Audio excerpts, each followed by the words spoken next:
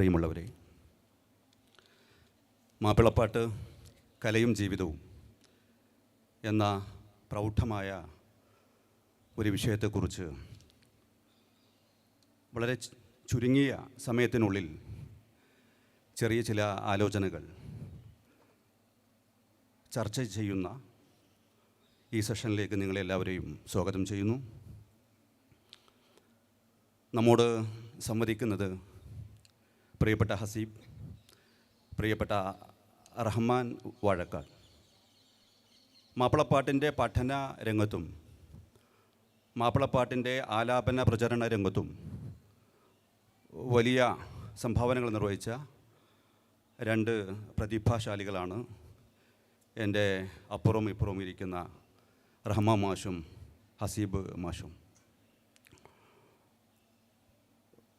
ഈ പരിപാടിയുടെ ഒരു മോഡറേറ്റർ, ഏകോപകൻ എന്ന നിലയിൽ ഇവർ മുന്നോട്ട് വെക്കുന്ന ആശയങ്ങളെ ക്രോഡീകരിക്കുകയാണ് എന്നിൽ അർപ്പിതമായ ഉത്തരവാദിത്വം. ഈ ചർച്ചയ്ക്ക് തുടക്കം കുറിക്കുന്നതിന് വേണ്ടി വളരെ സംക്ഷിപ്തമായ ഒരാമുഖം നിങ്ങളുടെ മുമ്പാകെ അവതരിപ്പിക്കാൻ ആഗ്രഹിക്കുന്നു. നമ്മളൊക്കെ മനസ്സിലാക്കിയതുപോലെ മാപ്പിളമാരുടെ പാട്ടുകളെയാണ് മാപ്പിളപ്പാട്ടുകൾ എന്ന് പറയുന്നത്. ആരാണ് മാപ്പിളമാർ എന്ന ചോദ്യത്തിൻ്റെ നേർക്കുനേരെയുള്ള ഉത്തരം കേരളീയരും മലയാളികളുമായ ഇസ്ലാം മത വിശ്വാസികളെയാണ് മാപ്പിളമാർ എന്ന് പറയുക. മാപ്പിളമാർ കേരളീയ സമൂഹത്തിൻ്റെ അവിഭാജ്യ ഭാഗമാണ്. ഒരു സമുദായം ഒരു സമൂഹത്തിൻ്റെ അവിഭാജ്യ ഭാഗമായി തീരുന്നത് പ്രധാനമായും 3 കാരണങ്ങൾ കൊണ്ടാണ്. 1, ചരിത്രത്തിൽ അവർ ചെലുത്തിയ സ്വാധീനം. 2, ഭാഷയിലും സാഹിത്യത്തിലും അവർ ചെലുത്തിയ സ്വാധീനം. 3, സംസ്കാരത്തിൽ അവർ ചെലുത്തിയ സ്വാധീനം. കേരളത്തിൻ്റെ മണ്ണിൽ മാപ്പിളമാരെ സംബന്ധിച്ചിടത്തോളം 1400 വർഷത്തിനപ്പുറമുള്ള ജീവിത പാരമ്പര്യം ഈ കേരളത്തിൻ്റെ മണ്ണിൽ അവർക്കുണ്ട്. പക്ഷേ ഇത്രയും ദീർഘമായ ഒരു ജീവിത പാരമ്പര്യം വാസ്തവത്തിൽ എവിടെയും സമഗ്രമായി സൂക്ഷ്മമായി എഴുതി വച്ചിട്ടില്ല എന്നുള്ളതാണ് മാപ്പിള പഠനങ്ങളുടെ ഒരു പൊതുവായ പരിമിതി എന്ന് പറയുന്നത്. ഇപ്പോൾ മാപ്പിളമാരുടെ ചരിത്രം, അതിൻ്റെ സോഷ്യൽ ഹിസ്റ്ററി, പൊളിറ്റിക്കൽ ഹിസ്റ്ററി ഒക്കെ സാമാന്യമായി രേഖപ്പെടുത്തിയിട്ടുണ്ട്. എങ്കിലും 1400 വർഷം ദീർഘിച്ചു നിൽക്കുന്ന മാപ്പിളമാരുടെ കേരളത്തിലെ ജീവിതം, അത് നമ്മുടെ മലയാള സാഹിത്യത്തിലും കവിതകളിലും നോവലുകളിലൊന്നും അതിൻ്റെ സമഗ്രമായോ സൂക്ഷ്മമായോ ഒന്നും വന്നിട്ടില്ല എന്നുള്ളതൊരു പൊതുവായ പരിമിതിയാണ്. നമ്മുടെ മുസ്ലിം കഥാപാത്രങ്ങളും മുസ്ലിം സാംസ്കാരിക ബിംബങ്ങളുമൊക്കെ ചില കവിതകളിലും ചില നോവലുകളിലുമൊക്കെ കടന്നു വന്നു എന്നത് ഒഴിച്ച് മാറ്റി നിർത്തിയാൽ കേരളത്തിലെ മുസ്ലിങ്ങളുടെ സാംസ്കാരിക ചരിത്രം ഇനിയും രേഖപ്പെടുത്തിയിട്ടില്ല എന്നുള്ളത് ഒരു പരമാർത്ഥമാണ്. ഇതെന്തുകൊണ്ടാണ് സംഭവിച്ചത്? ഈ സംഭവിച്ചതിനുള്ള ഒരു ഉത്തരം എന്നുള്ള നിലയിലാണ് വാസ്തവത്തിൽ ഈ ആലോചനകൾ മുന്നോട്ട് പോവേണ്ടത്. വാസ്തവത്തിൽ കേരളത്തിലെ മാപ്പിളമാരുടെ ചരിത്രം രേഖപ്പെടുത്തിയത്, എഴുതിയത് മാപ്പിളപ്പാട്ടുകളിലാണ്. ഈ മാപ്പിളപ്പാട്ടുകളെ പഠനവിധേയമാക്കാൻ കേരളീയ സമൂഹത്തിൻ്റെ പൊതുധാരയിൽ നിന്ന്, അക്കാദമിക ധാരയിൽ നിന്ന് ആളുകൾ മുന്നോട്ട് വന്നില്ല എന്നുള്ളതാണ് നമ്മുടെ മാപ്പിളപ്പാട്ട് പഠനത്തിൻ്റെ ഒരു പ്രധാനപ്പെട്ട പരിമിതി എന്ന് പറയുന്നത്. കേരളീയ സമൂഹത്തോട് മാപ്പിളമാർ സംവദിച്ചത് പ്രധാനമായും 2 തരത്തിലാണ്. ഒന്ന്, സ്വതസിദ്ധമായ വാക്കുകൾ കൊണ്ട്, സ്വതസിദ്ധമായ ഭാഷ കൊണ്ട് മാപ്പിളമാർ കേരളീയ സമൂഹത്തോട് സംവദിച്ചു. സ്വതസിദ്ധമായ വാക്കുകൾ കൊണ്ട് സംസാരിച്ചു. സ്വതസിദ്ധമായ ഒരു സംഗീതം കൊണ്ടും കേരളീയ സമൂഹത്തോട് മാപ്പിളമാർ സംവദിച്ചു. സ്വതസിദ്ധമായ വാക്കുകൾ കൊണ്ട് കേരളീയ സമൂഹത്തോട് സംവദിച്ചപ്പോൾ അതിൽ നിന്നൊരു ഭാഷ രൂപപ്പെട്ടു. അതാണ് അറബി മലയാളം. അറബി അക്ഷരങ്ങളിൽ എഴുതിയ മലയാളത്തെയാണ് നാം അറബി മലയാളം എന്ന് പറയുക. തങ്ങളുടെ സ്വതസിദ്ധമായ വാക്കുകൾക്ക് സ്വരങ്ങൾ നൽകി, ഈണങ്ങൾ നൽകി അവർ കേരളീയ സമൂഹത്തോട് സംവദിച്ചപ്പോൾ അതൊരു സംഗീതമായി മാറി. ഈ സംഗീത സ്വരൂപമാണ് യഥാർത്ഥത്തിൽ മാപ്പിളപ്പാട്ടുകൾ. മാപ്പിളപ്പാട്ടുകളിൽ പ്രധാനമായും 3 തരം മൂല്യങ്ങളാണ് ഉൾക്കൊള്ളുന്നത്. ഒന്ന്, ചരിത്രപരമായ മൂല്യം, ഹിസ്റ്റോറിക്കൽ വാല്യൂ. രണ്ടാമതായി സാംസ്കാരികപരമായ മൂല്യം, കൾച്ചറൽ വാല്യൂ. മൂന്നാമത് സൗന്ദര്യശാസ്ത്രപരമായ മൂല്യം അഥവാ എസ്തെറ്റിക് വാല്യൂ. ഇവിടെ നമ്മുടെ മാപ്പിളപ്പാട്ടുകളുടെ ഈ രണ്ട് ആസ്പെക്റ്റുകൾ, ചരിത്രപരമായ മൂല്യം മുൻനിർത്തിക്കൊണ്ട് പ്രിയപ്പെട്ട അസീഫ് മാഷ് നമ്മോട് സംസാരിക്കും. അദ്ദേഹം മാപ്പിളപ്പാട്ടുകളെ സാമൂഹ്യ ശാസ്ത്രത്തിൻ്റെ വെളിച്ചത്തിൽ, ചരിത്രത്തിൻ്റെ കാഴ്ചപ്പാടിൻ്റെ വെളിച്ചത്തിൽ അദ്ദേഹം ഒരുപാട് പഠനവിധേയമാക്കിയ വ്യക്തി എന്നുള്ള നിലയിൽ മാപ്പിളപ്പാട്ടിൻ്റെ ഹിസ്റ്റോറിസിറ്റി, അതിൻ്റെ ചരിത്രബദ്ധത എന്താണ് എന്ന് അദ്ദേഹം നമ്മോട് പറയും. മാപ്പിളപ്പാട്ടിൻ്റെ ലാവണ്യശാസ്ത്രം, അതിൻ്റെ സംഗീതാത്മകമായ ലാവണ്യശാസ്ത്രം, അത് പ്രിയപ്പെട്ട റഹ്മാൻ മാഷ് ഏതാനും ചില മാപ്പിളപ്പാട്ടുകൾ പാടിക്കൊണ്ട് ഇവിടെ അവതരിപ്പിക്കുകയും ചെയ്യും. ഞാൻ ആദ്യമായി പ്രിയപ്പെട്ട ഹസീബ് മാഷിലേക്ക് മാപ്പിളപ്പാട്ടിൻ്റെ ചരിത്രമൂല്യം എന്താണ്?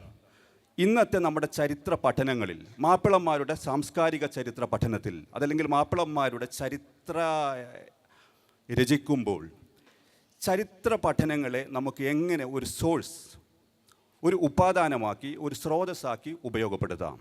അതല്ലെങ്കിൽ മറ്റൊരർത്ഥത്തിൽ മാപ്പിളപ്പാട്ടുകളെ നമുക്ക് എങ്ങനെ ഒരു ഹിസ്റ്റോറിക്കൽ ഡോക്യുമെൻ്റായി പരിഗണിക്കാം എന്ന വിഷയം പ്രിയപ്പെട്ട ഹസീബ് മാഷ് സംസാരിക്കും. മൈക്ക് അദ്ദേഹത്തിലേക്ക് കൈമാറുന്നു. Thank U.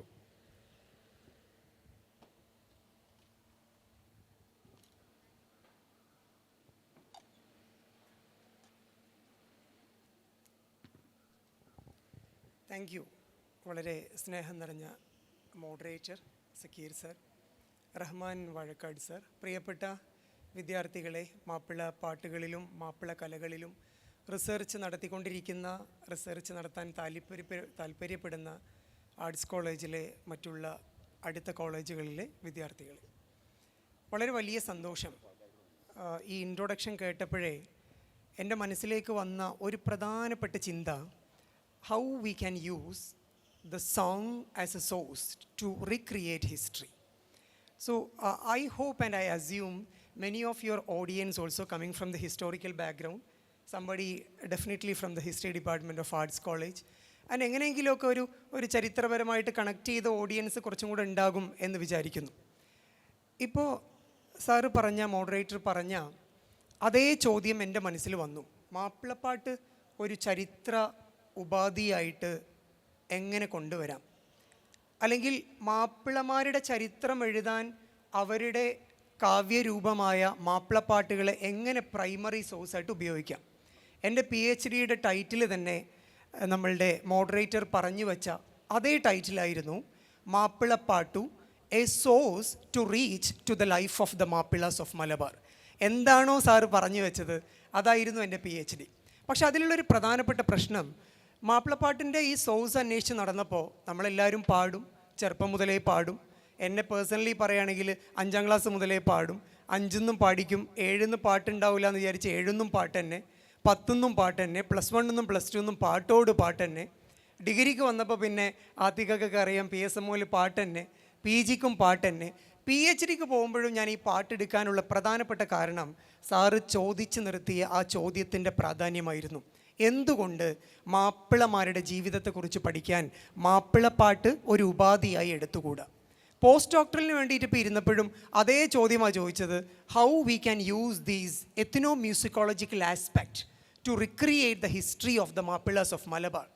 One of the major problem that facing in Kerala and almost all parts of India, we do not have such department here. ഒരു എത്നോ മ്യൂസിക്കോളജി എന്ന് പറയുന്ന ഡിപ്പാർട്ട്മെൻറ്റുകൾ നമുക്ക് പൊതുവെ കുറവാണ്. നമുക്ക് ഹിസ്റ്ററി ഡിപ്പാർട്ട്മെൻറ്റുകളുണ്ട്, നമുക്ക് കൾച്ചറൽ സ്റ്റഡീസ് ഡിപ്പാർട്ട്മെൻറ്റുകളുണ്ട്, പക്ഷേ നമുക്ക് ഒരു മ്യൂസിക്കൽ ആസ്പെക്റ്റ് പഠിക്കുന്ന യൂണിവേഴ്സിറ്റികളൊക്കെ ഉണ്ട്. പക്ഷേ ഒരു എത്നോ മ്യൂസിക്കോളജി എന്ന പേഴ്സ്പെക്റ്റീവിൽ പഠിക്കുന്ന, പഠനം നടത്തുന്ന, ഫോക്കസ് കൊടുക്കുന്ന യൂണിവേഴ്സിറ്റികളിലുള്ള ഡിപ്പാർട്ട്മെൻറ്റുകളോ നമ്മളുടെ കേരളത്തിൽ മാത്രമല്ല ഇന്ത്യയിൽ തന്നെ കുറവാണ്. Once we are talking about the JNU, premier institute like Hyderabad University, all other international universities in India, they also lagging behind these particular aspects. There I am focusing എങ്ങനെയാണ് ഈ മാപ്പിളപ്പാട്ട് ഒരു ചരിത്ര രേഖയായി എടുക്കുക. അങ്ങനെ നോക്കിയപ്പോൾ ഒരു പ്രധാനപ്പെട്ട പ്രശ്നമായിരുന്നു മുമ്പിൽ വന്നത്. മാപ്പിളപ്പാട്ട് പഠിക്കാൻ മാത്രമുള്ള സോഴ്സ്, പ്രത്യേകിച്ച് റെക്കോർഡ് രൂപത്തിൽ, പാട്ട് രൂപത്തിൽ കേരളത്തിൽ അവൈലബിൾ അല്ല. അപ്പം ഞാൻ തിസീസിൻ്റെ അടിസ്ഥാനത്തിൽ ഇങ്ങനെ പോയി നോക്കുമ്പോൾ അമേരിക്കയിലെ ചിക്കാഗോ യൂണിവേഴ്സിറ്റി, അമേരിക്കയിലെ യൂണിവേഴ്സിറ്റി ഓഫ് കാലിഫോർണിയ, ഈ 2 യൂണിവേഴ്സിറ്റികളിലും എത്നോ മ്യൂസിക്കോളജി ഡിപ്പാർട്ട്മെൻറ്റിൽ മാപ്പിളപ്പാട്ടിൻ്റെ ഒട്ടനവധി റെക്കോർഡുകൾ ആൻഡ് കീപ്പിംഗ് ഇൻ മൈൻഡ് ആ എല്ലാ സോങ്ങുകളും ഇന്ന് കേരളത്തിൽ നിന്ന് പൂർണ്ണമായിട്ടും അപ്രത്യക്ഷമാണ്. ഇന്ന് കേരളത്തിൻ്റെ പൊതുധാരയിൽ ആ സോങ്ങുകളില്ല.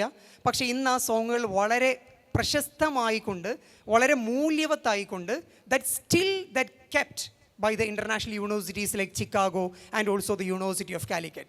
So എൻ്റെ മനസ്സിൽ സാറ് ചോദിച്ചപ്പോൾ വന്നൊരു പ്രധാനപ്പെട്ട ചോദ്യം, നമ്മളുടെ ഐഡൻറ്റിറ്റിയെക്കുറിച്ച് സംസാരിക്കുന്ന സമയത്ത്, നമ്മളുടെ പൗരത്വത്തെക്കുറിച്ച് സംസാരിക്കുന്ന സമയത്ത് നമ്മളുടെ വിലപിടിപ്പുള്ള, വിലമതിക്കാനാവാത്ത ഇത്രമേൽ പ്രധാനപ്പെട്ട എല്ലാ സോങ്ങുകളും സോഴ്സുകളും അടിസ്ഥാന രേഖകളും ഇന്നുള്ളത് ഇന്ത്യയിലല്ല എന്നുള്ളതും പുറത്താണ് എന്നുള്ളതുമാണ് ഇത്തരത്തിലുള്ള ഈ ഒരു പഠനത്തിൻ്റെ ഏറ്റവും പ്രധാനപ്പെട്ട ഒരു ലിമിറ്റായിട്ട് പറയാനുള്ളത്. പക്ഷേ ഒറ്റ കാര്യം കൂടെ പറഞ്ഞ് ഞാൻ റഹ്മാൻ സാറിലേക്ക് പോവാം. ഈ ഒരു പാട്ട് എന്നെ സംബന്ധിച്ചിടത്തോളം കേവലം ഒരു വിചാരപ്പെടൽ മാത്രമൊന്നുമല്ല. ഒരു പാട്ട് പാടി പോകുക, ഒരു സംഭാഷണം നടത്തുക എന്നത് മാത്രമല്ല. പാട്ട് എന്നെ സംബന്ധിച്ചിടത്തോളം ഒരു ഐഡൻറ്റിറ്റി ക്രിയേഷനാണ്.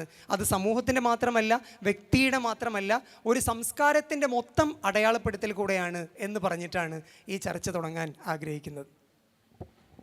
ഓക്കെ, ഒരു പാട്ട് എന്ന് പറയുമ്പോൾ പാട്ടിന് 2 ഘടകങ്ങളുണ്ടാകും. ഒന്ന് പാട്ടിൻ്റെ ഉള്ളടക്കം, അതിൻ്റെ ഭാഷ, ശരീരം, അതിൻ്റെ പ്രമേയം.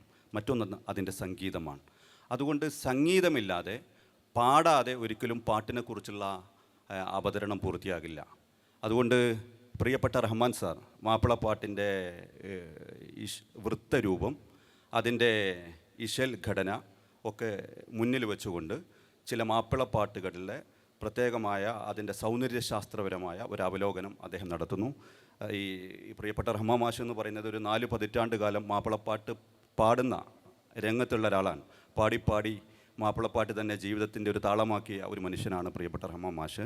മാഷിലേക്ക് മൈക്ക പാസ്. പ്രിയമുള്ളവരെ, ഞാൻ സംസാരിക്കുന്നതിന് മുമ്പ് ഒരു 4 വരി പാടി തുടങ്ങാം. അതായിരിക്കും നന്നാവുക എന്ന് തോന്നുന്നു.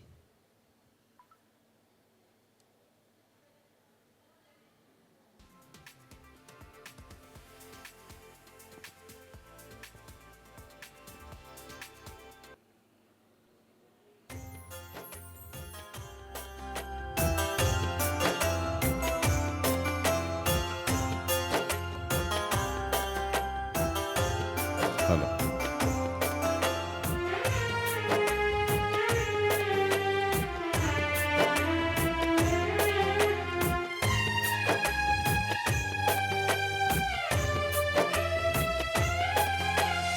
എല്ലാം പാടത്തുള്ള ഹല്ലാക്കൂടയോനെ, എല്ലാവർക്കും കാരുണ്യം ഏകുന്നോനെ, എൻ്റെ ജല്ലജലാലായ തമ്പുരാനേ, എല്ലാം പാടത്തുള്ള ഹല്ലാക്കൂടയോനെ, എല്ലാവർക്കും കാരുണ്യം ഏകുന്നോനെ, എൻ്റെ ജല്ലജലാലായ തമ്പുരാനേ. ഓ യാ അല്ലാഹു, യാ അല്ലാഹു, യാ അല്ലാഹു, അല്ലാഹു.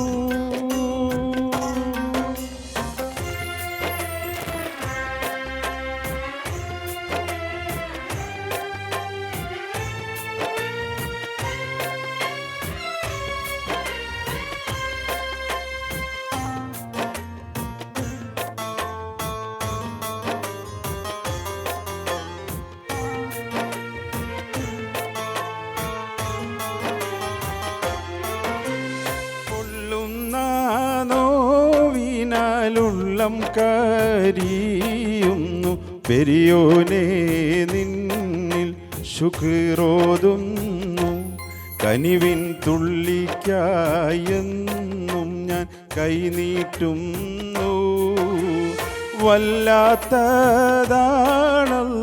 നിന്റെ കൂതിറത്ത്, വല്ലായ്മ നീക്കിത ഈ ലോകത്ത്, എൻ കൊതി തീർത്ത് ഹീദായത്തിൽ എന്നെ ചേർക്ക്. ഓ യാ അല്ലാഹു യാ അല്ലാഹു യാ അല്ലാഹു അല്ലാഹു.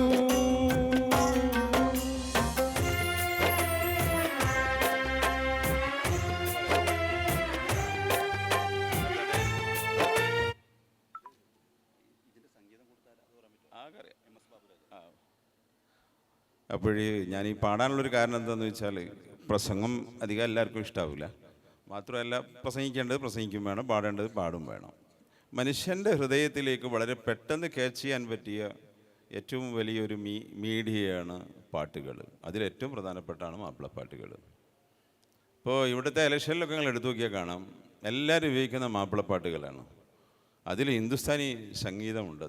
ഹിന്ദുസ്ഥാനി സംഗീതമൊക്കെ വളരെ പെട്ടെന്ന് മറ്റേ കർണാട്ടിക്കിനേക്കാളൊക്കെ വളരെ പെട്ടെന്ന് ഹൃദയത്തിലേക്ക് കയറി ചെല്ലും. ഇത് നമ്മളെ PTയുടെ വരികളാണ്. അതുപോലെ തന്നെ MS ബാബുരായിൻ്റെ സംഗീതമാണ് ഇത്. എല്ലാവർക്കും അറിയാവുന്നതാണ്. ഇത് ഫസീലാത്ത പാടിയ പാട്ടാണത്. ഈ പാട്ട് മാത്രമല്ല, എത്രയോ പാട്ടുകളുണ്ട്. മാത്രമല്ല ഞാനിപ്പോൾ പറയാൻ ഉദ്ദേശിക്കുന്നത് മാപ്പിളപ്പാട്ടിനെ ജനകീയമാക്കിയ വ്യക്തി യേശുദാസാണ്, ദാസേട്ടനാണ്. മറ്റാരും ഇത് കുറച്ച് ആളുകളെ പാടുള്ളൂ. മാപ്പിളമാർ മാത്രം പാടുന്ന ഒരു പാട്ടായിരുന്നു ഇതൊക്കെ ഉണ്ടായിരുന്നു. സ്കൂളുകളിലും കോളേജുകളിലൊക്കെ മാപ്പിളമാർ മാത്രം പാടുന്ന ഒരു പാട്ടായിരുന്നു. പിന്നെ അത് ജനകീയമാക്കാണ്. ദാസേട്ടൻ പാടിയതോടുകൂടി പിന്നെ ചിത്രേച്ചി പാടാൻ തുടങ്ങി, സുജാതേച്ചി പാടി, മാർക്കോസ് പാടി, ഉണ്ണിമാൻ പാടി. ഇനി ആരും പാടാൻ ബാക്കിയില്ല. ഇപ്പം എല്ലാവരും പാടിക്കൊണ്ടേയിരിക്കുന്നു. എല്ലാവർക്കും പാടാവുന്ന ഒരു പാട്ട്, പെട്ടെന്ന് മനുഷ്യൻ്റെ ഹൃദയത്തിലേക്ക് കയറി ചെല്ലാവുന്ന. മാത്രമല്ല മാപ്പിളമാർക്ക് ഒരു സ്വഭാവമുണ്ട്, എന്ത് വിഷയം ഉണ്ടായാലും ഒരു പാട്ട് എഴുതി കളയും. എന്ത് വിഷയം ഉണ്ടായാലും മതി. നാട്ടിൽ എന്തെങ്കിലും വെള്ളപ്പൊക്കമായാലും ഒരു പാട്ട് എഴുതിക്കളും, സുനാമി വന്നാലും ഒരു പാട്ട് എഴുതി ഉണ്ടാവുള്ളൂ. ഇനിയിപ്പോൾ വേറെയുള്ള ഒരു വിപത്ത് വന്നാലും ഒരു പാട്ടായിരിക്കും. അങ്ങനെയാണ് ഈ പടപ്പാട്ടുകളൊക്കെ രൂപാന്തരപ്പെട്ടത്. പടപ്പാട്ടുകൾ ഇപ്പോൾ ബദർ കണ്ടിട്ടില്ല. ബദർ മൊയിൻകുട്ടി വൈദ്യര് കൊണ്ടോട്ടി കുതിർന്ന് എഴുതി, തുടരെ മദ്ദളവും മുറശോട് മരുവ ഒറ്റകളും ബജയോട് തുടികൾ ദഫുകളും കൈമണി ധുനികൾ ദാശകളാൽ ചേലുരിറ്റിരി തത്തിരിറ്റിരി വിളി കുശലാൽ എന്നുള്ള ഒരു പാട്ട് മോയിൻകുട്ടി വൈദ്യർ ബദർ കണ്ടിട്ടില്ല. അദ്ദേഹം ആ യാത്ര പോയിട്ടുണ്ടോ എന്ന് പോലും എനിക്കറിയില്ല. 40ാമത്തെ വയസ്സിൽ അദ്ദേഹം മരിച്ചു പോയിട്ടുണ്ട്. അദ്ദേഹം കാണാതെയാണ് ബദറിനെ പറ്റി എഴുതുന്നത്. അതേപോലെ തന്നെയാണ് കൊണ്ടോട്ടിയിൽ ഇരുന്നു കൊണ്ടാണ് അദ്ദേഹം മലപ്പുറം പടപ്പാട്ട് എഴുതുന്നത്. അതുപോലെ തന്നെ അദ്ദേഹത്തിൻ്റെ ഏറ്റവും വിശേഷപ്പെട്ട പ്രണയകാമ്യം ബദറുൽ മുനീർ ഹുസ്നുൽ ജമാൽ. ഇതൊക്കെ രൂപാന്തരപ്പെടുന്നത് ഈ കല ഒരു ജീവിതമാക്കി മാറ്റിയതുകൊണ്ട്. അവരാരും ഒന്നും നേടിയിട്ടില്ല അവരാരും. അവരിഷ്ടം പോലെ പാട്ടുകൾ എഴുതുന്നു. മുമ്പ് കാലത്തൊക്കെ ചായമക്കാനി ഇരുന്ന് പാടാനുള്ളൊരു അവസരം മാത്രമേ ഉള്ളൂ. ഇന്നിപ്പോൾ സോഷ്യൽ മീഡിയയിൽ നിറഞ്ഞു നിൽക്കുകയാണ്. ഒരു പാട്ട് ഇവിടുന്ന് അങ്ങോട്ട് പാടുക, ഉടനെ പോസ്റ്റ് ചെയ്യുക എന്നുള്ള രീതിയിലേക്ക് ഇന്ന് വളരെ എളുപ്പമാണ് കാര്യങ്ങളൊക്കെ. അപ്പോൾ ഏറ്റവും ക്യാച്ച് ചെയ്യാവുന്ന ഒരു സംഗീതമാണ് മാപ്പിളപ്പാട്ട് എന്നാണ് എനിക്ക് പറയാനുള്ളത്. മാഷ് സൂചിപ്പിച്ച കാര്യത്തെ ഞാനൊന്ന് സംക്ഷിപ്തമായി ഒന്ന് ക്രോഡീകരിക്കാമെന്ന് കരുതുന്നു. ഇന്ന് മലയാള ചലച്ചിത്ര ഗാനങ്ങൾ കഴിഞ്ഞാൽ മലയാളിയുടെ ഏറ്റവും ഇഷ്ടപ്പെട്ട ജനപ്രിയ സംഗീതം മാപ്പിളപ്പാട്ടുകളാണ്. എന്തുകൊണ്ട്? ഇത് മാപ്പിളപ്പാട്ടുകൾ കൈവരിച്ച ഒരു വലിയ സാംസ്കാരികമായ ഒരു നേട്ടമാണ്, ഔന്നത്യമാണ്. ഒരു കലാരൂപം ജനപ്രിയമായി തീരുന്നത് പ്രധാനമായും രണ്ട് നേട്ടങ്ങൾ അത് കൈവരിക്കുമ്പോഴാണ്. അതല്ലെങ്കിൽ ആന്തരികമായി ആ കലാശേഷിയുടെ രണ്ട് ശേഷികൾ പുറത്തു വരുമ്പോഴാണ്. ഒന്ന്, ചരിത്രത്തെ, കാലങ്ങളെ, തലമുറകളെ അതിജീവിക്കാനുള്ള ആ കലാരൂപത്തിൻ്റെ ശക്തി. രണ്ടാമതായി, കമ്പോളത്തിൻ്റെ താല്പര്യങ്ങളെ, അതല്ലെങ്കിൽ വാണിജ്യ താല്പര്യങ്ങളെ സംരക്ഷിക്കുവാനുമുള്ള അതിൻ്റെ വാണിജ്യശേഷി. ഈ രണ്ട് പ്രതലങ്ങളിലും മാപ്പിളപ്പാട്ടുകൾ അതിൻ്റെ ഇരുപ്പ് ഉറപ്പിച്ച് കഴിഞ്ഞിട്ടുണ്ട്. ഇവിടെ നേരത്തെ സാറ് സൂചിപ്പിച്ച ഒരു പ്രധാനപ്പെട്ട കാര്യം, ഈ എന്തുകൊണ്ടാണ് മാപ്പിളപ്പാട്ടുകൾക്ക് ഇത്തരത്തിലുള്ള സോഷ്യൽ ആക്സെപ്റ്റൻസ് കിട്ടുന്നത്, ഒരു സാമൂഹ്യമായ അംഗീകാരം കിട്ടുന്നത്? അതിൽ ഒന്നാമത്തെ കാര്യം, മാപ്പിളപ്പാട്ടിൻ്റെ ഒരു പ്രധാനപ്പെട്ട പ്രത്യേകത. ഇത് പറയുമ്പോൾ രണ്ട് വ്യക്തികളെ നമ്മളിവിടെ സൂചിപ്പിക്കേണ്ടതുണ്ട്. ഒന്ന്, കേരളത്തിലെ മാപ്പിളമാരുടെ ചരിത്രത്തെക്കുറിച്ച് വലിയ പഠനം നടത്തിയ ഒരു ചരിത്രകാരനുണ്ട്. അദ്ദേഹത്തിൻ്റെ പേര് മില്ലർ എന്നാണ്, റൊളാണ്ട് ഇ. മില്ലർ. അദ്ദേഹം ഒരു കനേഡിയൻ ചരിത്രകാരനാണ്. മറ്റൊന്ന്, കേരളത്തിലെ മാപ്പിളപ്പാട്ടിനെ കുറിച്ച് വലിയ പഠനം നടത്തിയത് മറ്റൊരു മാപ്പിളയാണ്. അദ്ദേഹത്തിൻ്റെ പേര് ബാലകൃഷ്ണൻ വള്ളിക്കുന്ന് എന്നാണ്. ബാലകൃഷ്ണൻ വള്ളിക്കുന്ന് മാഷ് ഒരു 11ഓളം പുസ്തകങ്ങൾ മാപ്പിളപ്പാട്ടിനെ കുറിച്ച് എഴുതിയിട്ടുണ്ട്. അതാണ് വാസ്തവത്തിൽ മാപ്പിളപ്പാട്ടിനെ കുറിച്ചുള്ള സാമൂഹ്യ ശാസ്ത്രമായിട്ടുള്ള പഠനങ്ങൾ. ഇതിൽ മാപ്പിളപ്പാട്ടിനെ കുറിച്ച് മില്ലർ എഴുതിയ ഒരു പ്രധാനപ്പെട്ട പരാമർശം, അദ്ദേഹം മാപ്പിളപ്പാട്ടിന്, ഈ മില്ലർ എന്ന് പറയുന്ന ആൾ കാനഡയിൽ ഇരുന്നു കൊണ്ട് ഇവിടുത്തെ മാപ്പിളമാരുടെ ചരിത്രം രേഖപ്പെടുത്തിയ ആളല്ല. നമ്മുടെ മലപ്പുറത്ത് പ്രൊട്ടസ്റ്റൻ്റ് ചർച്ചിലായിരുന്നു 15 വർഷം അദ്ദേഹം താമസിച്ചിരുന്നത്. മലപ്പുറത്തും കൊണ്ടോട്ടിയും കോഴിക്കോടും ഒക്കെ ഇവിടെയുള്ള മാപ്പിളമാർക്കിടയിൽ സഹവസിച്ചുകൊണ്ട് സമ്പർക്കം പുലർത്തിക്കൊണ്ട് അദ്ദേഹം എഴുതിയ പുസ്തകമാണ് മാപ്പിള മുസ്ലിംസ് ഓഫ് കേരള. ആ പുസ്തകത്തിൽ അദ്ദേഹം മാപ്പിളപ്പാട്ടിനെ കുറിച്ച് പറയുമ്പോൾ അദ്ദേഹം പറയുന്നുണ്ട്, കേരളത്തിലെ മറ്റു കലാരൂപങ്ങളെക്കാൾ, മറ്റു പാട്ടുകളെക്കാൾ മാപ്പിളപ്പാട്ടിന് കുറച്ച് ശക്തി കൂടുതലാണ്, അതിന് കുറച്ച് വേഗത കൂടുതലാണ്. ഇതെന്തുകൊണ്ടാണ് എന്നതിന് അദ്ദേഹം തന്നെ ഉത്തരം പറയുന്നുണ്ട്. മാപ്പിളമാർക്ക് കുറച്ച് ശക്തി കൂടുതലാണ്, അവരുടെ ജീവിതത്തിനും അവരുടെ സംസാരത്തിനും അവരുടെ വാക്കുകൾക്കും നടത്തത്തിനും ഇരുത്തത്തിനുമൊക്കെ കുറച്ച് വേഗത കൂടുതലാണ്. അതുകൊണ്ട് യഥാർത്ഥത്തിൽ മാപ്പിളപ്പാട്ട് എന്ന് പറയുന്നത് മാപ്പിളത്വത്തിൻ്റെ പാട്ടാണ് എന്ന് അദ്ദേഹം പറയുന്നുണ്ട്. അപ്പം ഞാൻ ഈ മാഷ് പറഞ്ഞ ഒരു കാര്യത്തെ ചരിത്രപരമായി ഒന്ന് ക്രോഡീകരിച്ചു എന്നേ ഉള്ളൂ. ബാക്കി മാപ്പിളപ്പാട്ടിൻ്റെ ചരിത്രപരമായ സവിശേഷതകൾ ഹസീബ് മാഷ് അദ്ദേഹം നേരത്തെ പറഞ്ഞിടത്ത് നിന്ന് തുടരും. സക്കീർ സാർ പറഞ്ഞ ഒരു ഭാഗം നിങ്ങൾ ശ്രദ്ധിച്ചോ? മാപ്പിളപ്പാട്ട് എന്തുകൊണ്ടാണ് ഇത്രമേൽ കണക്റ്റഡ് ആയിരിക്കുന്നത്? ഒരു ഇമോഷനുമായിട്ട്, ജീവിതവുമായിട്ട്, അവരുടെ എല്ലാ ജീവിതത്തിൻ്റെ തലങ്ങളുമായിട്ട് മാപ്പിളപ്പാട്ട് എങ്ങനെയാണ് കണക്ട് ചെയ്തിരിക്കുന്നത്? ഒരു പുതിയ ബ്രാഞ്ച് ഓഫ് സ്റ്റഡി വന്നിരുന്നു, the sound of emotion and how we can connect the sound with emotion. Is that possible? ഒരാളുടെ ഇമോഷനെ സൗണ്ട് കൊണ്ട് അളക്കാൻ പറ്റുമോ? ഇപ്പോൾ റഹ്മാൻ സാറ് ബദർ പടപ്പാട്ടിനെ കുറിച്ച് പറഞ്ഞു. ബദർ പടപ്പാട്ടിൻ്റെ ഒരു സൗണ്ട് വേവ് ലെങ്ത് ഉണ്ട്. കല്യാണപ്പാട്ടുകളുണ്ട്, റഹ്മാൻ സാർ പാടുന്നു വിചാരിക്കുന്നു, അതിനൊരു വേവ് ലെങ്ത്തുകളുണ്ട്. ഇത് രണ്ടും കൂടെ ഞാൻ പെട്ടെന്നൊരു തിയറിറ്റിക്കലി നിങ്ങൾക്ക് ഫ്രെയിം ചെയ്ത് തരാം. ട്രാൻസ്ഡക്ഷൻ ഓഫ് ദ സൗണ്ട് എന്നാ പറയുക, transduction of the sound. And you know, during the time of 1921 revolt, many of the women folk, they also stand both side of the roads and they clapping, and that give impetus to give more power to the Mappila soldiers to march against the British. ഈ പരപ്പനങ്ങാടിയും താന്നൂരും ഈ ഫറൂഖും കോഴിക്കോടൊക്കെ ഉള്ള പല സ്ഥലങ്ങളിലും ഈ മലബാർ ലഹളയോടനുബന്ധിച്ച് ആളുകൾ ഇങ്ങനെ March ചെയ്ത് ബ്രിട്ടീഷുകാരെ മുമ്പ് പോകുന്നത് ആരാന്ന് നോക്കണം. 1950 ആകെ 200 ഗ്രാം ചോറേ ഒരാൾക്ക് കഴിക്കാനുള്ളൂ. നമ്മൾ ഇന്ന് പിടിക്കുന്ന ഒരു ഉരുളക്ക് 200 ഗ്രാമിനോളം വലിപ്പം വരും. ഒരു ദിവസത്തെ ഒരാളുടെ ശരാശരി ഭക്ഷണം 200 ഗ്രാമാണ്. ഒരാളുടെ ഒരു വർഷത്തെ ഒരു ഡ്രസ്സിൻ്റെ നീളം ആകെ 5 to 7 മീറ്ററാണ്. ഒരു വർഷത്തേക്ക് നമ്മൾ ഒരു ജുബ്ബ മാത്രം എടുത്തുനിന്ന് നോക്കിയാൽ 1 മീറ്ററിൻ്റെ മുകളിൽ വരും. വൈദ്യുതി എന്താണെന്നോ സാനിറ്റേഷൻ എന്താണെന്നോ ഡ്രിങ്കിങ് വാട്ടർ എന്താണെന്നോ അറിയാത്ത ഒരു സമൂഹം ലഹള നടത്തിയപ്പോൾ ഒരു ആയുധമില്ലാതെ ഈ ബ്രിട്ടീഷുകാരുടെ മുമ്പിലേക്ക് ഈ മാർച്ച് ചെയ്ത് പോകുമ്പോൾ അവരുപയോഗിച്ച ഒരു സൈക്കോളജിക്കൽ വെപ്പൺ കൂടെയായിരുന്നു മാപ്പിള സോങ്സ്. അതുകൊണ്ടാണ് സാറ് പറഞ്ഞത്, എന്തുകൊണ്ടാണ് മാപ്പിളപ്പാട്ട് കമ്മ്യൂണിറ്റി മേൽ ഇത്രമേൽ അഭേദ്യമായി ഇങ്ങനെ കൂടിച്ചേർന്ന് കിടക്കുന്നത്? അത് ഒരു ഉത്തരം ഞാൻ പറഞ്ഞുതരാം. ഒരു പടപ്പാട്ട് ഇങ്ങനെയാണ്: പാടി പടവെട്ടടിയു പിടയിട കുടിവെടി പടി ഇട അടവാടി കൂടി അടിയുടഞ്ഞൊടി പടകിട വാടികൾ കൂടിടുവാൻ. വരി ഒന്ന് ആലോചിച്ച് നോക്കൂ. പാടി പടവെട്ടടിയു പിടയിട കുടിവെടി പടി ഇട അടവാടി. ഇത് രണ്ട് സൈഡിൽ നിന്നും നിന്നിട്ട് ഇതേ ഒരു താളത്തിൽ ആളുകൾ പാടുമ്പോൾ പിന്നെ പ്രത്യേകിച്ച് ആയുധത്തിൻ്റെ ആവശ്യമൊന്നുമില്ല. അതുകൊണ്ടാണ് 1921 ഈ കലാപം നടക്കുന്ന സമയത്ത് മാപ്പിളപ്പാട്ട് നിരോധിക്കാനുണ്ടായ സംഭവം. മഞ്ചേരി റിവോൾട്ട് കഴിഞ്ഞ് ഈ ഷഹീദായി കിടക്കുന്ന ആളുകളെ മേല് നോക്കിയപ്പോൾ ഒരുപാട് ആളുകളുടെ കീശയെന്ന് ബദർ പടപ്പാട്ടിൻ്റെ പീസുകൾ കിട്ടിയിട്ടുണ്ടായിരുന്നു എന്നാ. അപ്പോൾ പിന്നെ അന്നത്തെ ഒരു പോലീസ് ഓഫീസർ ഹുഡ്സൺ അന്നത്തെ മജിസ്ട്രേറ്റിന് കത്തെഴുതി, ദേ using some materials they tied with their body and it's kind of some mysterious aspect is there, and they are using some bilingual languages in the form of Arabi Malayalam, and they tied with their body and they are marching without any weapon. They using this as a psychological weapon. So hereby I informed you that it is better to ban these particular songs. അതുകൊണ്ടാണ് 1921 റിവോൾട്ടിൽ ഇത്തരം സോങ്ങുകളൊക്കെ ban ചെയ്തത്. അതുകൊണ്ടാണ് 1921 ശേഷം മാപ്പിളപ്പാട്ടുകൾ recording രൂപത്തിൽ മലബാറിൽ പാടിപ്പറയുക എന്ന സംവിധാനത്തെ ഇല്ലാണ്ടാക്കിയത്. പാടിപ്പറയുക എന്ന് പറഞ്ഞാൽ ഞങ്ങളിപ്പോൾ ഇവിടെ ഇരുന്ന് പാടി പറയുന്ന പോലൊന്നുമല്ല. പാടിപ്പറയുക എന്ന് പറയുന്ന കലാരൂപം, ഞാൻ അങ്ങനെ അതിനെ വിശേഷിപ്പിക്കുക, കലാരൂപം. ആ കലാരൂപത്തിലേക്ക് നമുക്ക് അടുത്ത ചർച്ചയിലേക്ക് വരാം. പക്ഷെ ഒരൊറ്റ കാര്യം കൂടെ പറഞ്ഞ് അവസാനിപ്പിക്കാം. സാറ് പാടിയപ്പോൾ എൻ്റെ മനസ്സിൽ ഈ ചർച്ച തുടങ്ങാൻ വന്ന ഒരു പാട്ട് ഇപ്പോൾ എല്ലാവരും പാട്ടിലും കൂടെ വരി മാറ്റി എഴുതാൻ ശ്രമിക്കുകയാണ്. ചരിത്രത്തെ മാറ്റി എഴുതുന്ന പോലെ തന്നെ പാട്ടിലെ വരികൾ മാറ്റി എഴുതാൻ ശ്രമിക്കുക. പക്ഷേ ഇന്നിവിടെ ഈ ഒരു ചർച്ച കൊണ്ടുവരാൻ കാരണമായത് നമ്മളുടെ മോഡറേറ്റർ സക്കീർ സാർ ആദ്യം പറഞ്ഞു വെച്ചൊരു സംഭവമാണ്. അത് പുതിയൊരു പാട്ടിലൂടെ ഇപ്പോൾ റഹ്മാൻ സാറൊക്കെ കേട്ടിട്ടുണ്ടാവും. ആരു ചരിത്രം നേരുമറച്ചെഴുതിയിടിലും ഈ മലനാട്ടിൽ ധീരന്മാരുടെ പേരു മനസ്സിൽ പാഞ്ഞെത്തും. ആരു ചരിത്രം നേരുമറച്ചെഴുതിയിടിലും ഈ മലനാട്ടിൽ ധീരന്മാരുടെ പേരു മനസ്സിൽ പാഞ്ഞെത്തും.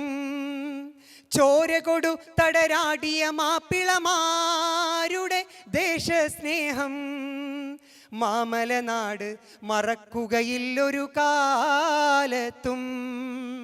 മാമലനാട് മറക്കുകയില്ലൊരു കാലത്തും. മറന്നിട്ടില്ല എന്നതിൻ്റെ ഏറ്റവും വലിയ ഉദാഹരണമാണ് മാപ്പിളപ്പാട്ട് കലയും ജീവിതവും എന്ന ഒരു സംഭാഷണം ഈ ഒരു പരിപാടിയിൽ ഉൾപ്പെടുത്തിയത്. അടുത്തതായി ഈ മാപ്പിളപ്പാട്ടുകളും ജനപ്രിയ സംസ്കാരവും. ജനപ്രിയ സംസ്കാരം എന്ന് പറഞ്ഞാൽ നമുക്കറിയാം, a culture based on the tastes of common people, ordinary people. സാധാരണക്കാരായ മനുഷ്യരുടെ അഭിരുചി കേന്ദ്രിതമായ സംസ്കാരത്തെയാണ് നമ്മൾ പോപ്പുലർ കൾച്ചർ, ജനപ്രിയ സംസ്കാരം എന്ന് പറയുക. മലയാളിയുടെ ജനപ്രിയ സംസ്കാരം രൂപപ്പെടുത്തിയെടുത്ത് ഇവിടുത്തെ സിനിമകളാണ്, നാടകങ്ങളാണ്. 1952 നീലക്കുയിൽ വരുന്നു. അതിനുശേഷം പി ഭാസ്കരൻ മാഷ്, അതുപോലെ രാഘവൻ മാഷെ പോലെയുള്ള ആളുകൾ സിനിമകളിൽ വ്യാപകമായി മാപ്പിളപ്പാട്ടുകൾ ഉപയോഗിക്കുന്നു.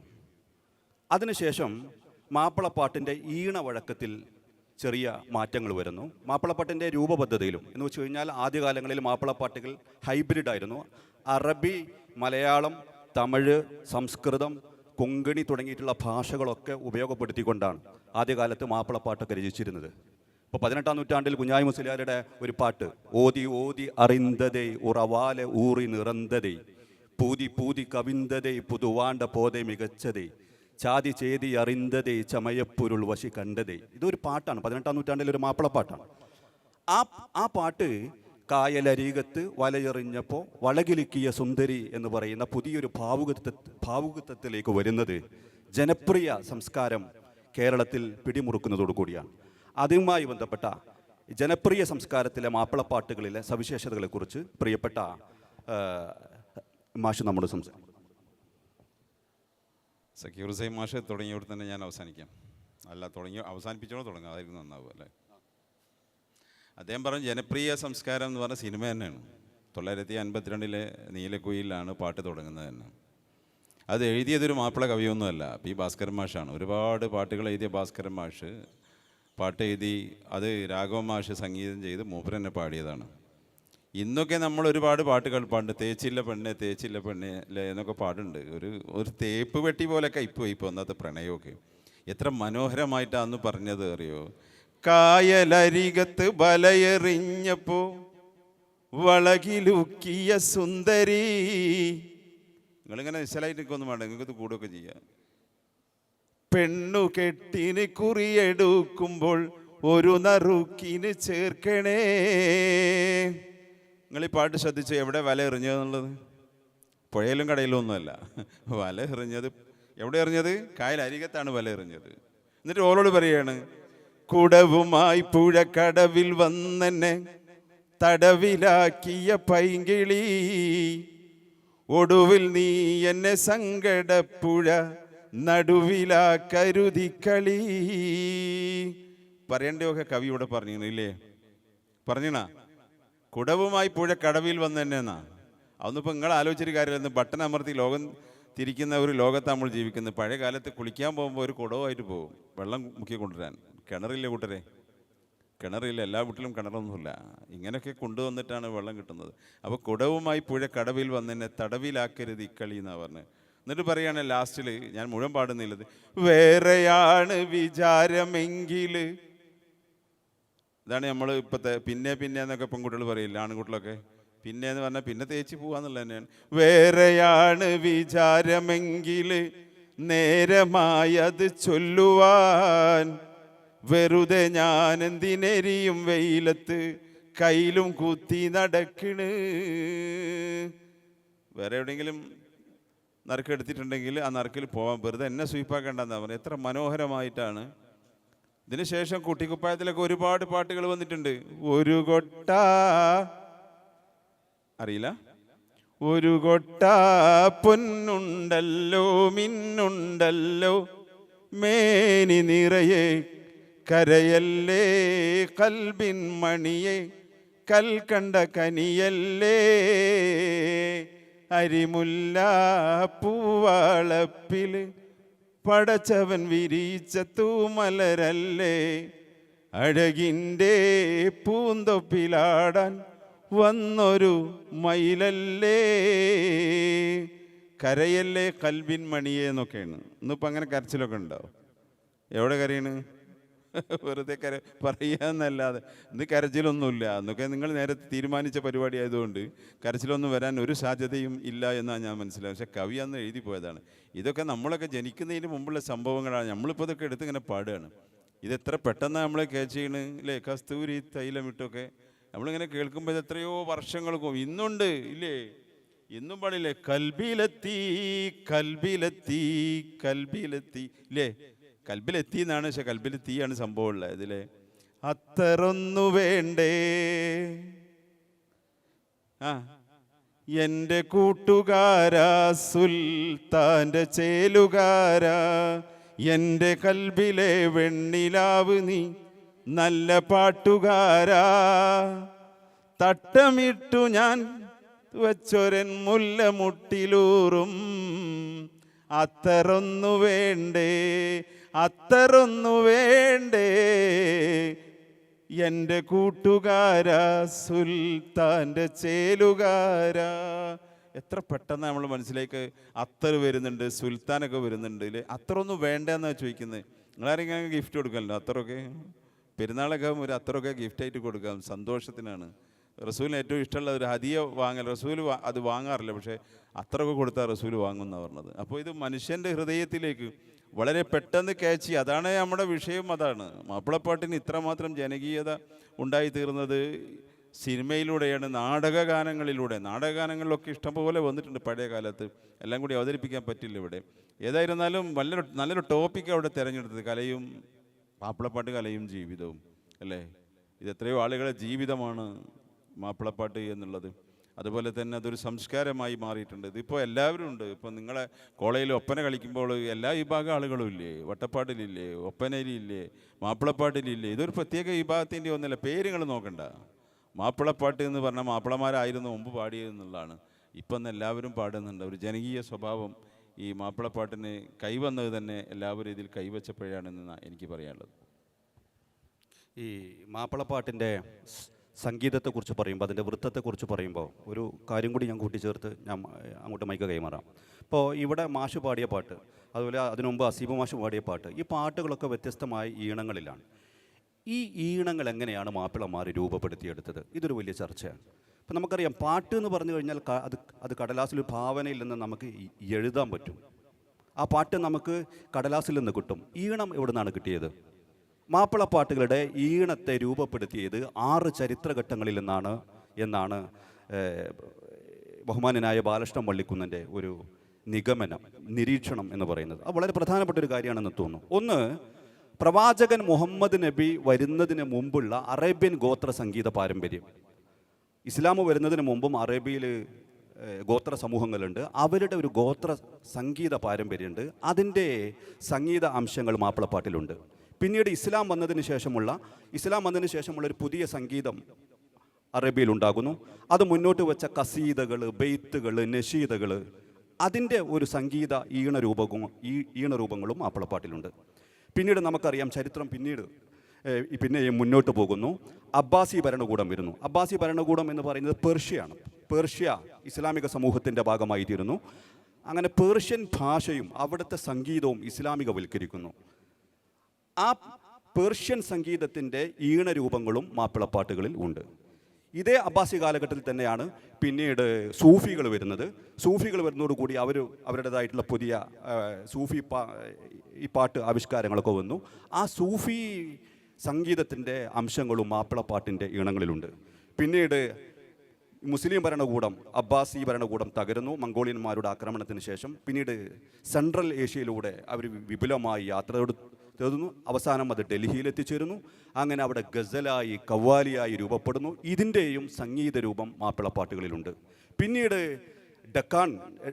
ഡക്കാണിൽ ഈ പുതിയ ഭരണകൂടങ്ങൾ ഉണ്ടായിത്തീരുന്നു. അവിടെ ഉണ്ടാകുന്ന സംഗീത രൂപങ്ങൾ മാപ്പിളപ്പാട്ടിലുള്ളതായി മാഷ് നിരീക്ഷിക്കുന്നു. പിന്നെ തമിഴ്നാട്ടിലെ ദ്രവീഡിയമായിട്ടുള്ള സംഗീതത്തിൻ്റെ അംശങ്ങൾ മാപ്പിളപ്പാട്ടിലുണ്ട് എന്ന് മാഷ് പറയുന്നു. ഏറ്റവും ഒടുവിൽ കേരളീയമായ നാടോടി സംഗീതത്തിൻ്റെ പാരമ്പര്യമുണ്ട്. ഇങ്ങനെ 6 പ്രതലങ്ങളിലുള്ള 6 ചരിത്രത്തിൻ്റെ പ്രധാനപ്പെട്ട സാംസ്കാരികമായ അംശങ്ങൾ മാപ്പിളപ്പാട്ടിൻ്റെ ഈണങ്ങളിൽ അലിഞ്ഞു ചേർന്നിട്ടുണ്ട് എന്ന് മാപ്പിളപ്പാട്ടിനെ കുറിച്ച് നമുക്ക് അതിൻ്റെ ഈണത്തെക്കുറിച്ച് പറയുമ്പോൾ നമ്മൾ ഓർക്കേണ്ടതുണ്ട്. ഇനി ഇതിൻ്റെ ചരിത്രപരമായ വിശകലനത്തിലേക്ക് അസീം മാഷ്. വളരെ മനോഹരമായിട്ടുള്ള 6 ഫേസ് സാർ പറഞ്ഞല്ലോ സക്കീർ സാർ. സൗണ്ടിങ് ഇസ്ലാം എന്ന് പറയുന്ന റീസെൻ്റ്ലി ബുക്ക് പബ്ലിഷ് ചെയ്തിരുന്നു. എങ്ങനെയാണ് സാറ് പറഞ്ഞ ഈ ഒരു 6 മേഖലകളിലെ 6 മേഖല അത് മാത്രം അല്ല, അതിൻ്റെ കൂടുതലായിട്ട് ഇതിൽ പറയുന്നത് ആഫ്രിക്കൻ കോസ്റ്റ് ഈ തുടങ്ങിയിട്ട് ശ്രീലങ്ക വരെയുള്ള ഈവൻ സൗത്ത് ഈസ്റ്റ് ഏഷ്യ വരെയുള്ള ഭാഗങ്ങളിലുള്ള സൗണ്ടിൻ്റെ assimilation, how we absorbed in order to create a new type of sounds എന്ന് പറയുന്ന ഒരു പ്രധാനപ്പെട്ട ബുക്കാണ് സൗണ്ടിങ് ഓഫ് ഇസ്ലാം. റെഫർ ചെയ്യേണ്ട ആളുകൾക്ക് അത് ചെയ്യും. ഞാൻ നേരത്തെ പറഞ്ഞു വെച്ച ഒരു സാധനം രണ്ടാമത് ഇപ്പോൾ ഇവർ രണ്ടാളും സംസാരിച്ചുമായിട്ട് കണക്ട് ചെയ്തൊരു സാധനം, ഈ ഒരു മൈൻഡ് ബോഡി ജർക്കിംഗ് എന്ന് പറയുന്ന ഒരു ആസ്പെക്റ്റ് മാപ്പിളപ്പാട്ടിലുണ്ട്. Mind body jerking. ഒരു പാട്ട് കേൾക്കുമ്പോൾ നമ്മൾ ഇമോഷണലി നമ്മൾ അതിൽ അറ്റാച്ച്ഡ് ആവുന്നു, നമ്മളെ ബോഡി പോലും അതിലേക്ക് താളമിടുന്നു.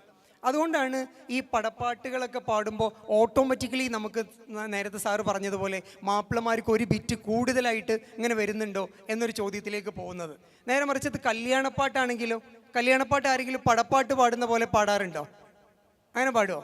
കല്യാണപ്പാട്ട് പടപ്പാട്ട് പാടുന്ന പോലെ പാടിയാൽ എല്ലാവരും നീച്ച് ഓടുക ചെയ്യുക അല്ലേ? പാടി പടവെട്ടടി ഉപ്പിട പറഞ്ഞൊരു കല്യാണ വീട്ടിൽ പാടിയല്ലേ?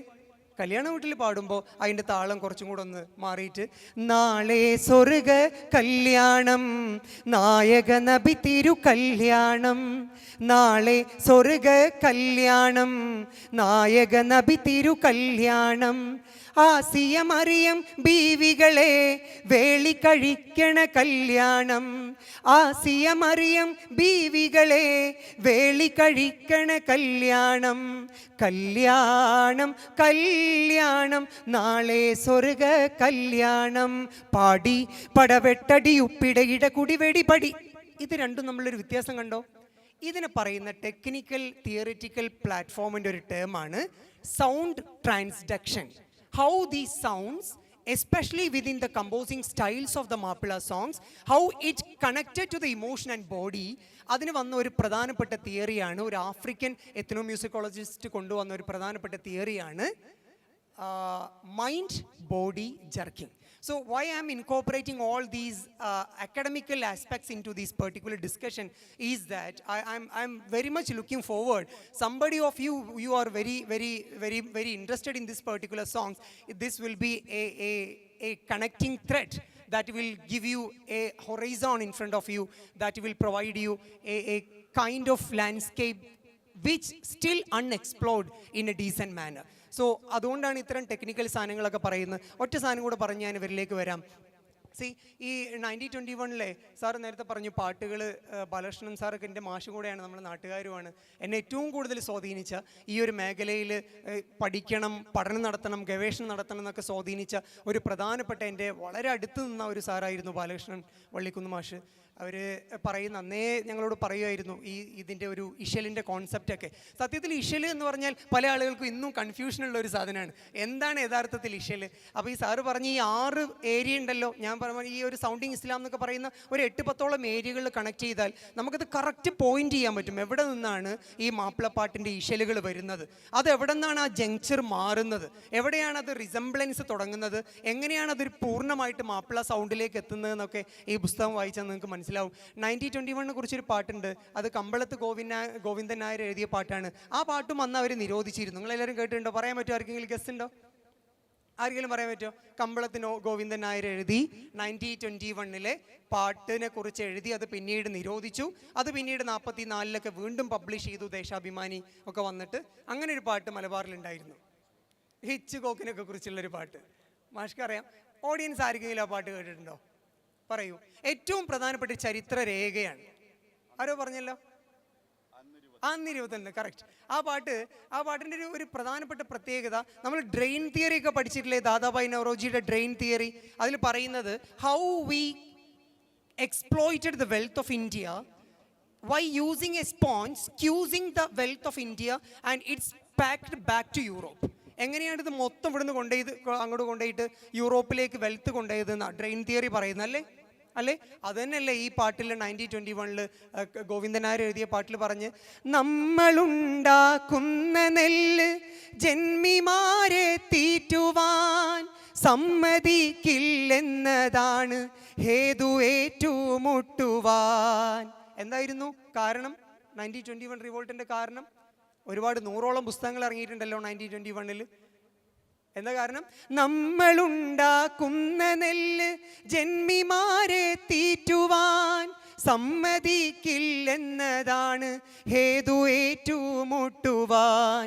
നമ്മളുടെ കാശു വാങ്ങി ഇംഗ്ലണ്ടിലേക്കയക്കുവാൻ, നമ്മളുടെ കാശു വാങ്ങി ഇംഗ്ലണ്ടിലേക്കയക്കുവാൻ സമ്മതിക്കില്ലെന്നതാണ് ഹേതു ഏറ്റുമുട്ടുവാൻ. ഈ ക്യാഷ് തന്നെയാണ് നമ്മൾ പഠിച്ച ഹോം ചാർജ്, ഈ ക്യാഷ് തന്നെയാണ് നമ്മൾ പഠിച്ച drain theory. And this is still there in the Mappila songs. And we are completely forget to use Mappila songs as a primary source to recreate the history of Malabar and Mappilas. So ഇത്തരത്തിലുള്ള പാട്ടുകൾ ഉപയോഗിച്ച് പാട്ടുകളിലൂടെ മാത്രം സ്വാതന്ത്ര്യ സമരത്തിൻ്റെ ഐഡൻറ്റിറ്റിയുടെ ബദർ പടപ്പാട്ടുകൾ പോലെയുള്ള പടപ്പാട്ടുകളുടെ, കിസ്സപ്പാട്ടുകളുടെ, ഭക്ഷണത്തെക്കുറിച്ചുള്ള പാട്ടുകളുടെ, മൈഗ്രേഷനെ കുറിച്ചുള്ള പാട്ടുകളെ, അങ്ങനെ സർവ്വ മേഖലയിലും സ്പർശിക്കുന്ന മാപ്പിളമാരെക്കുറിച്ച്, കേരളത്തെക്കുറിച്ചുള്ള ജീവിതത്തെ പറയാൻ അവരുടെ പാട്ട് മാത്രം നോക്കിയാൽ മതി എന്നുള്ളൊരു തീമിലാണ് എൻ്റെ റിസർച്ചൊക്കെ ഞാൻ നടത്തിയിട്ടുള്ളത്. മാപ്പിളപ്പാട്ടുകൾ ചരിത്രബദ്ധമാണ് എന്നതോടൊപ്പം തന്നെ അത് സാമൂഹ്യബദ്ധവുമാണ്. അത് അതിൻ്റെ മറ്റൊരു സാംസ്കാരികമായ സവിശേഷതയാണ്. മാപ്പിളപ്പാട്ടുകൾ എന്നും കാലത്തോടാണ് സംവദിച്ചത്, സമൂഹത്തോടാണ് സംവദിച്ചത്, അതാത് കാലത്തെ മനുഷ്യരോടാണ് സംസാരിച്ചത്, അവരുടെ പ്രശ്നങ്ങളോടാണ് സംവദിച്ചത്. നമുക്കറിയാം, നമ്മുടെ നാട്ടിൽ എന്ത് പ്രശ്നം വരികയാണെങ്കിലും ഉടൻ ഒരു മാപ്പിളപ്പാട്ട്. ഇപ്പോൾ ഏറ്റവും ഒടുവിൽ സംഭവിച്ച ചൂരൽമല നിങ്ങളെടുത്ത് നോക്കുക. ഞാൻ മാപ്പിളപ്പാട്ടിനെ കുറിച്ച്, ആധുനിക കാലത്ത് മാപ്പിളപ്പാട്ടുകൾ എങ്ങനെയാണ് മലയാളികളോട് സംസാരിച്ചത് എന്ന വിഷയത്തെക്കുറിച്ച് ഒരു പഠനം തയ്യാറാക്കിക്കൊണ്ടിരിക്കുന്നുണ്ട്, ഒരു പുസ്തകം. അതിൽ ഞാൻ ഈ യൂട്യൂബുകളൊക്കെ ഒന്ന് പരിശോധിച്ച സമയത്ത് ഇപ്പോൾ ഏറ്റവും ഒടുവിൽ സംഭവിച്ച നമ്മുടെ കേരളീയമായ ഒരു വലിയ അനുഭവമാണ് നമ്മുടെ ചൂരൽമല. 1 ഡസനോളം മാപ്പിളപ്പാട്ടുകൾ അഭിഷേകമായി ഉണ്ട്. അതിനു മുമ്പ് വന്ന ഈ കൊറോണ, അതിലൊരു പാട്ട് സാറ് പാടിയതാണ്, അത് മാഷൂടെ പാടും. അതുപോലെ കൊറോണയുമായി ബന്ധപ്പെട്ട് നിങ്ങൾ നോക്കൂ, ഇവിടെ കേരളത്തിൽ ആദ്യം പ്രതികരിച്ച കലാരൂപം എന്ന് പറയുന്നത് മാപ്പിളപ്പാട്ടുകളാണ്. അങ്ങനെ സമൂഹത്തിലൊരു പ്രശ്നം വരുന്ന സമയത്ത് മാപ്പിളപ്പാട്ടുകൾ ആ സമയത്ത് തന്നെ ഇടപെടുന്നതായി നമുക്ക് കാണാൻ കഴിയും. ഇതിൻ്റെ ഒരു പ്രധാനപ്പെട്ട സംഗതി, മാപ്പിളപ്പാട്ടുകളുടെ ഒരു പ്രത്യേകത എന്ന് പറയുന്നത് social sensibility, capacity of social sensibility, സാമൂഹിക സംവേദനക്ഷമത മാപ്പിളപ്പാട്ടുകളിൽ വളരെ ശക്തമാണ്. സാമൂഹിക സംവേദനക്ഷമത എന്ന് പറയുമ്പോൾ അതിൽ 3 കാര്യങ്ങൾ പ്രധാനമാണ്. ഒന്ന്, ഒരു സാമൂഹിക പ്രശ്നങ്ങളോട് സംവദിക്കണമെങ്കിൽ ഒന്നാമതായി സോഷ്യൽ കമ്മിറ്റ്മെൻറ്റ് ആ കലാരൂപത്തിനുണ്ടായിരിക്കണം.